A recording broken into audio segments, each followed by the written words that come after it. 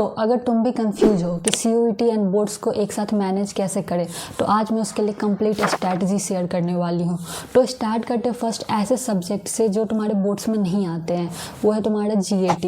तो GAT के लिए बेस्ट ऑप्शन है कि तुम अभी से मॉक्स लगाने स्टार्ट कर दो। जितने ज़्यादा क्वेश्चन प्रैक्टिस करोगे GAT उतना स्ट्रांग होते जाएगा, क्योंकि एग्ज़ाम में तुम्हारे ज़्यादा टफ क्वेश्चन नहीं आते। ये तुम्हारा बस कम टाइम में तुम्हें क्वेश्चन सॉल्व करने होते हैं। 60 मिनट में 50 क्वेश्चंस रहता है, तो it's all about time game. तो इसके लिए तुम बेटर है कि तुम अभी से प्रैक्टिस करने लग जाओ उसकी। एंड जो दूसरा सब्जेक्ट होता है वो होता है इंग्लिश या फिर लैंग्वेज सब्जेक्ट। जनरली लोग इंग्लिश लेते हैं, तो इसलिए मैं इंग्लिश लेके चल रही हूँ। बट मान लो कोई भी लैंग्वेज ले रहे हो, तो लैंग्वेज तो कहोगे कि फिर लैंग्वेज तो बोर्ड्स में आता है, बट थिंक जो हमारा बोर्ड्स का इंग्लिश है एंड जो CUET में आता है वो काफ़ी डिफरेंट होता है, वो बोर्ड्स की तरह नहीं होता है। तो इसलिए तुम इंग्लिश के भी क्वेश्चन प्रैक्टिस अभी से स्टार्ट कर दो तो बहुत बेटर रहेगा, क्योंकि ज़्यादा टाइम नहीं मिलेगा तुम्हें बोर्ड्स के बाद प्रैक्टिस करने का। तो GAT एंड इंग्लिश तुम अभी से स्टार्ट कर दो फॉर बेटर रिजल्ट्स। एंड अब बात करते हैं डोमेन सब्जेक्ट की।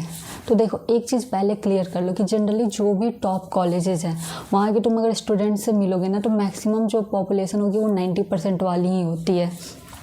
बस कुछ कुछ ऐसे रहते हैं जो तुम्हारी 65 या 70 वाली भी रहती है, बट मेजरली तुम्हारे 90 या फिर 85 वाली रहती है।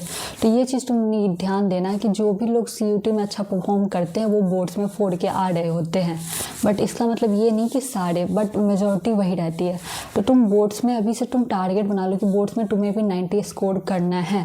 उससे कम का टारगेट मत बनाना, उससे ज़्यादा का ही बनाओ। मैं तो कह रही हूँ 95 98 ऐसे ही लेके चलो, उससे कम का लेके मत चलो, ठीक है। तो 95 98 का तुम टारगेट सेट करो एंड डोमेन को अच्छे से पढ़ लो।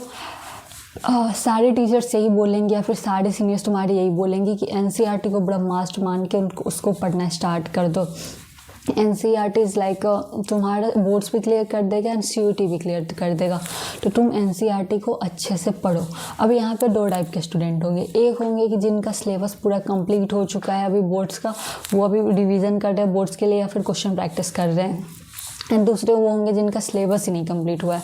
तो जिनका सिलेबस कंप्लीट हुआ है, तुम अगर बोर्ड्स की क्वेश्चन की प्रैक्टिस कर रहे हो, well and good. Majority time अभी बोर्ड्स के क्वेश्चन को ही दो, बट थोड़ा सा टाइम निकाल लो अपने CUET के क्वेश्चन प्रैक्टिस के लिए, कि साथ साथ तुम थोड़े थोड़े करते रहो। याद रखना कि मेजॉरिटी टाइम अभी भी तुम्हें बोर्ड्स के क्वेश्चन को ही देनी है, बट साइड से बस करते जाओ। ये डोमेन सब्जेक्ट के लिए बता रही हूँ।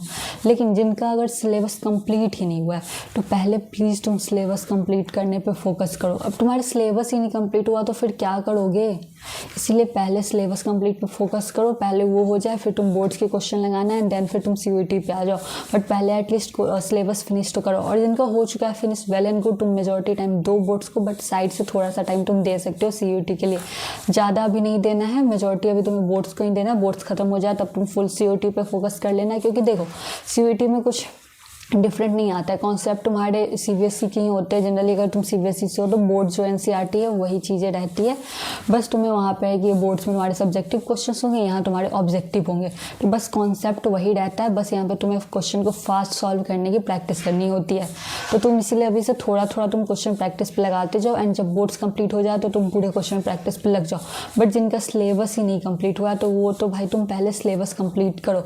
अभी तक तुम्हारा सिलेबस कंप्लीट हो जाना चाहिए था, बट अगर नहीं हुआ है तो जितना जल्दी हो सके तुम सिलेबस कंप्लीट पे आओ।